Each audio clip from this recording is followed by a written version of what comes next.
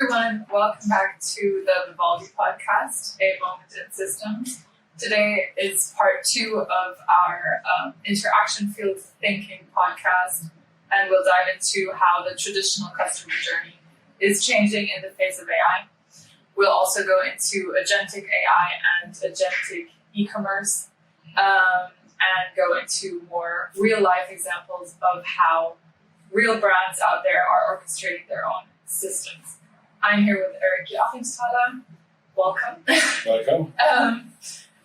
Maybe I'm going to recap from last time a little about interaction fields. So an interaction field is a cross-industry system where actors like customers, platforms, partners, organizations, and also now AI as a new partner are continuously interacting with each other and co-creating value and learning from each other. So the new unit of value creation is now co-created across this system.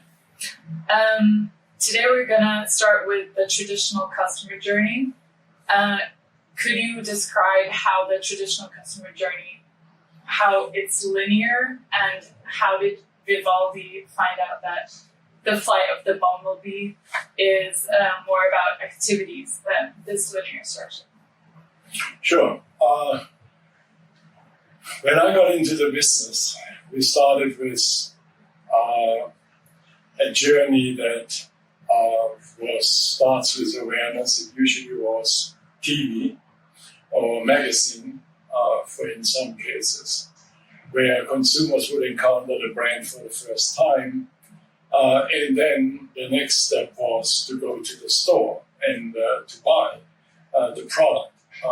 The journey had very limited touch points. There were a few channels on TV. In Germany, where I grew up, there were 3. And then there were more and then, in other countries I lived. But largely the journey was rather linear. It usually started with TV, then went to the store. Maybe you examine the product at the store, maybe you bought it. Let's say you think about shoes. You would say, well, I actually wanted to try them on first. Maybe you go to another store and say, I want to see another model. And then you make a choice. So the decision or the journey was you create awareness, you create consideration, maybe you go around shopping in different stores for consideration, and then you create a preference. You say, I prefer this one over that one, and you buy ultimately the product. Then in 2000, everything changed. In 2000, or 1995 to be exact, we got the internet. And with the internet, we got lots more touch points. One of the first touch points was Amazon. It's an online store. And then, of course, there was a proliferation of online stores, other e-commerce sites. People started with their websites. And then in 2009 or 2005, 2006, we got social. So new touch points were actually platforms like Facebook, MySpace, it was before that, Friendster was before that. And you had more touch points that are social touch points when they are primarily with consumer interacting. And this created this plethora, this huge amount of touch points. And we started to talk about 2008, 2009, around the flight of the bumblebee. That a consumer no longer just follows a linear process, but actually jumps from one in almost an unpredictable way, the way a bumblebee would go, fly in an seemingly unpredictable way from one thing to the other, from the store to the social. We talk about today that, you can go in the store. We used to say, wow, the person's in the store, and while he's in the store, checks online for the prices. Mm-hmm. We said, that is a new a revolution. Yeah. And so that's where it's coming from. Okay. So back then, the customer was still in control of all of these touch points, choosing, am I going to go web rooming, showrooming, am I going to buy online if it's cheaper? Not quite. It's not the customer. Back then, it was the company, the brand that was in control, not the customer. The brand was in control basically, and you could control the channels or the touch points. You could orchestrate those touch points. And the time passed where more and more the brand was unable to manage all of those touch points. This brings us to today. Okay. So today, in the face of generative AI, agentic AI, how does even activity thinking, so if they're still moving like a bumblebee, if now agentic AI comes in, how does the journey change now? Today, things have changed, and today we think that you cannot anymore control your touch points. The control has now become something which we call orchestration. What you can do is you can build a technology, software, content, interactions, and design a system which we call a living system, a living operating system powered by AI or mediated by AI that helps the consumers to go from, or that helps you as a brand to connect with the consumer as the consumer basically follows the flight of the bumblebee. Okay. So if a brand now is the operating system using AI as this connective tissue, how do they design loops? How do they integrate AI into their system? So AI is sort of just another version. The way you think about it is, the way I think about it is I don't think about channels in first. I don't think about touch points.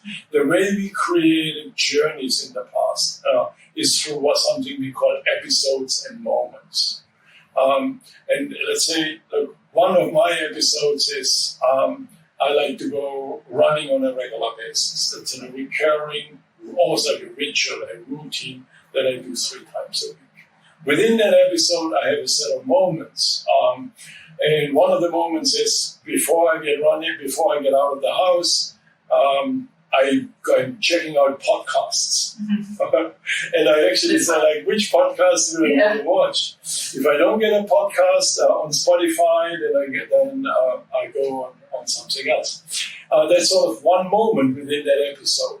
Then I'm doing my stretch exercises, and then I'm off to run for 30 minutes. I put the podcast on and usually listen to it. And on the way back, I have recovery, and I take some products that I like in order to recover faster, electrolytes and things like that. So the way I think we need to think about journeys is not from a brand, touch points, or channel perspective. We need to think of journeys as moments and episodes in people's lives. And we need to orchestrate those. AI then is just one tool to actually help in that orchestration. For example, AI, in my example right now, AI can actually sense that I am getting ready for a run. If you look at my Nike Plus runs, you know exactly at what time I run. A Saturday. It's usually a few hours here or there. You can already sense. From location, you know where I am. I am running away from my house. I go down Hudson Yard, and I go down all the way to Financial District and back here in New York City. So you know already the length of my runs. You know if you have access to Nike, you know the speed I run. You know, actually, you can predict AI. You can predict when I need new running shoes, because you know how often I run and when probably my running shoes need some replacement. So with AI, you follow a particular methodology. We at Vivaldi call this the SRAL methodology, AI methodology. And that is to look at an episode or a moment or a touch point, you could call it as well. And you create ways to sense where the consumer is in the moment. You create an agentic AI to reason what that moment is about, Erich is going to run for the next 30 minutes. Erich probably needs an advertising, let's say, about recovery would be good for Erich, given his advanced age, let's say. He needs an extra blue pill, let's say, to recover faster. And on and on. And so this is a process. A stands for action. You can then go, suggest purchase a particular some things for your run. And then there's an L, the learning loop. So SRAL is the technology we use, or the system we use, in order to make a journey intelligent, to make a journey powered by AI. And this works across industries, right? So if you, as Nike, this was an example, but we also had Sephora as an example. Maybe we could go into maybe the beauty industry a little more. Yeah. How are they, for example, creating these SRAL loops? Are they already working on that? Are they sensing moments in a different way than other brands? Yeah. You can see that in every technology revolution, some industry have some are a bit ahead of their time than others.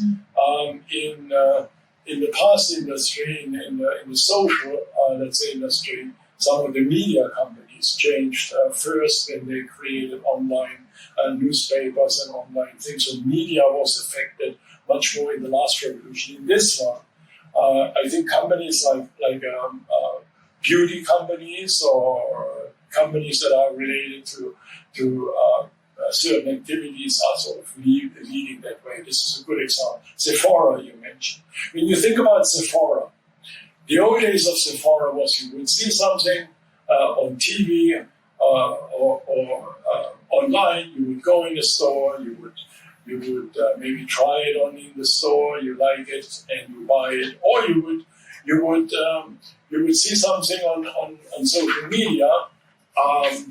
A video from Sephora, you would say, "Oh, that's very interesting. I should go and visit the Sephora site." On the Sephora site, you can interact with the site, and you can sort of choose particular products at the end. You go through a checkout, and you purchase. That used to be, and you get it delivered within a few weeks or a week or faster. That was the old ways. In the AI world, it works differently. There's social, there's TikTok, the Instagram, but the AI can actually detect at what moment you are as you respond perhaps to a social media to maybe a post from some influencer who talks about getting ready for the night, like a pre-event preparation, let's say, some plan, pre-event plan. And so the AI detects where you are at that moment. Is it what time of day it is, you're getting ready for the night out or something like that. AI can then actually, and this is this technology that exists already there from various companies, including Google. You can do a tryout. You can actually try out how the particular Sephora cosmetics, let's say, or lipstick will fit into with you and in the way you want to dress that night. You can actually, in the case of AI, and this is this SRAL loop, you can actually immediately respond to say, like, I would like that kind of lipstick for me, and the entire journey collapses to that one interaction, if you will. Yeah. You see the suggestion, the recommendation, and fulfillment takes place automatically. That technology exists now in large language forms already. So would you say that the traditional sales funnel that went, I know you wrote about this on LinkedIn, went from attention as currency and the traditional sales funnel from attention to purchase, where everything was kind of in the hands of the customer still, to a agentic fulfillment where the brand is in control of the moment and the AI even can fulfill it now. Yeah, so I say, look, the currency now used to be attention. You know? Get attention from when you are going on Google and search something. Get attention when you're on Amazon and trying to find for a product. Now, on social media, now it's AI actually detects intent. And that intent and you're going from attention to intent.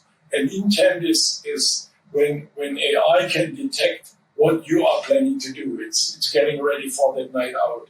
And you're going from intent to fulfillment. You're going from intent to purchase. There is no longer the consideration and purchase because AI can detect what is most likely what you want, and all you need to say is yes.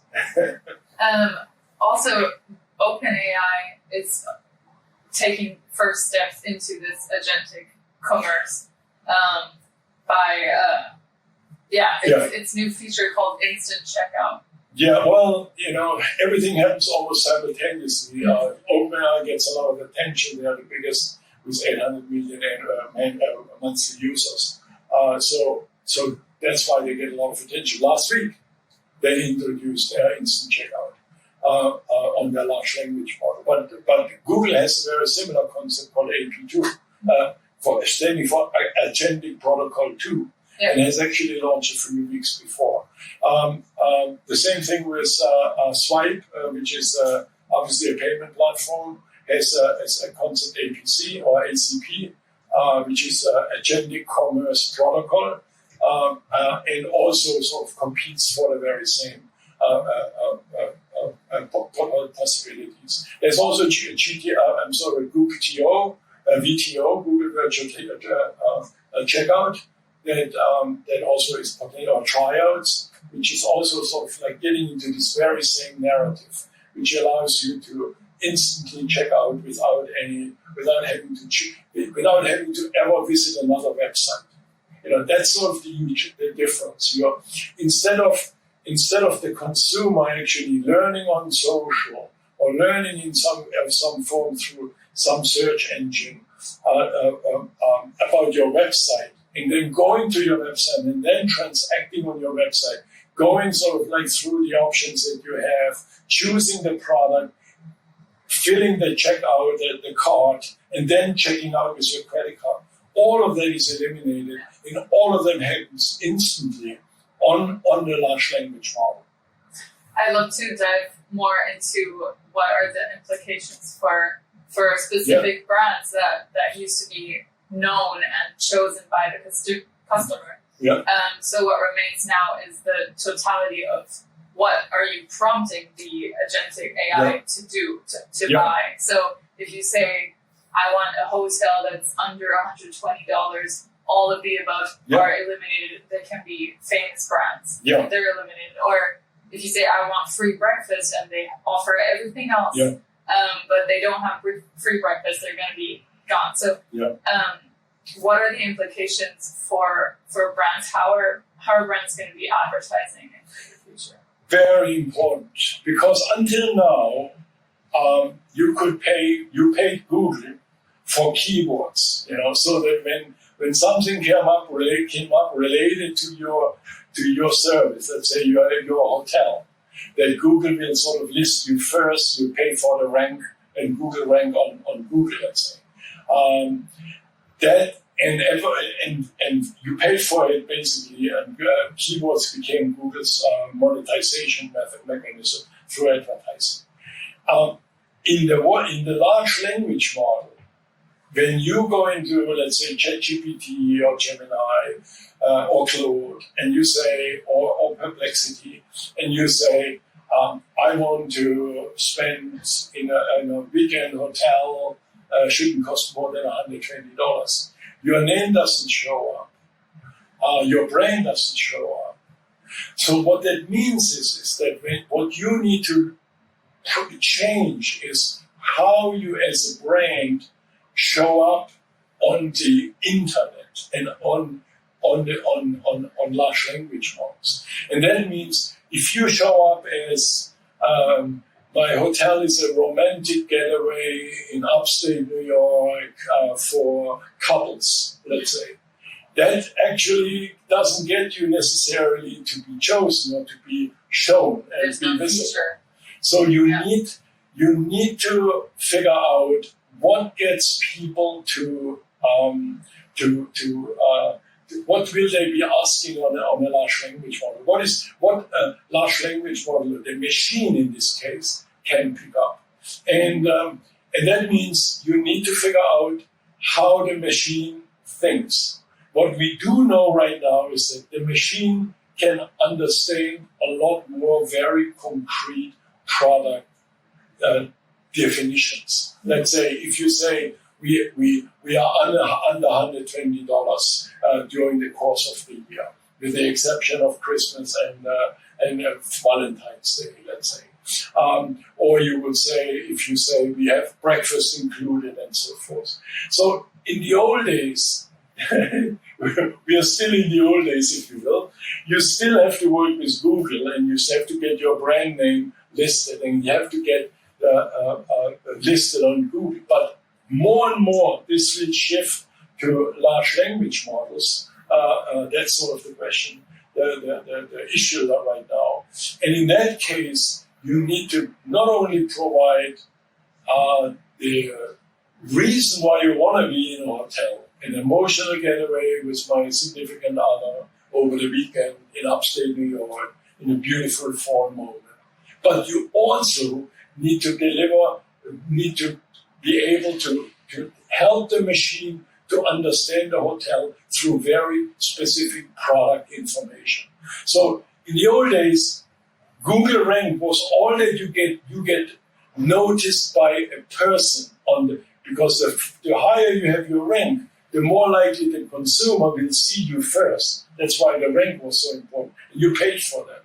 In this new world, you not only need to get that right, you also need to get the machine right. So you need to be noticed by the machine. That's the significant difference. Do you think brands, because we moved from a kind of feature-centric marketing to a more storytelling, romantic getaway hotel, and now back to basic price, function, features, is there a risk of commoditization, or do you have to balance storytelling and feature centricity? How are brands supposed to create this new SEO for, like, in the AI age? Yeah. It's very, very, a very big question. I don't think I have an answer. Who does? But it is clear that a simple emotional messaging, let's say, around your brand that served you well to cut through the clutter in let's say, the traditional media, we call it now, social media or also TV or magazine, traditional, is not enough. And we are going back to product as well. So we do know there is a big question of who benefits. Do smaller brands benefit? Do larger brands more benefit? And I don't think we have a good answer. I think as marketers, that's what we really need to figure out right now. How do large language models favor certain brands? It is as a starting point, we do know that if you think of a large brand like Nike has more reviews, has more followers, has more consumers than, let's say, On or Hoka as an example. That alone means that there is more data, more information online in the internet that a large language model is trained on, which puts an advantage to the major brands. The question for us as marketers has to be, how do we grow that for large brands, but also give a fair advantage for smaller brands? Okay, that makes sense. We wanted to kind of answer the question of, is the customer journey dead, or is the customer journey ending? Given all that we have discussed in the rise of agentic commerce and the unit of value creation being episodes in an interaction field, do you think the customer journey is ending? Is it only ending in particular industries? How do you have an overall conclusion? What I do know is that we need to monitor how categories change from the traditional model to the current model to a AI-powered model. I think that every category works in a different pace. I think beauty perhaps is growing faster because it is very emotional, it's highly relevant, it's very frequent, it's something you care about your skin, your health, your beauty on a regular basis. It's not a infrequent thing. So it depends on the category. There will be differences. I think we all need to monitor what transition we make. But for those who are ahead of their times, like let's say some beauty categories, chat is the new checkout. And you chat on a large language model, and you check out at the same time. So there is no journey anymore. There is just an interaction. But I think that monitoring that and balancing that is really the critical challenge for a marketer. It will happen to some degree in every industry, in every category. Well, thank you so much, Erich. Absolutely. I think you're very much ahead of your time. I actually am behind because the revolution has already happened last week with instant checkout. So the key part is really it is happening, and as an example with instant checkout, there is now a competition. Who owns the technology? It could be Google that has AP2, or it could be a swipe with the ACP. And depending on who wins those format wars, behind almost the curtain or hidden to us as consumers and as marketers, I think that will determine how quickly something will become mainstream. And then we all will be behind rather than ahead of time. Understood. Okay. Thank you. Thank you.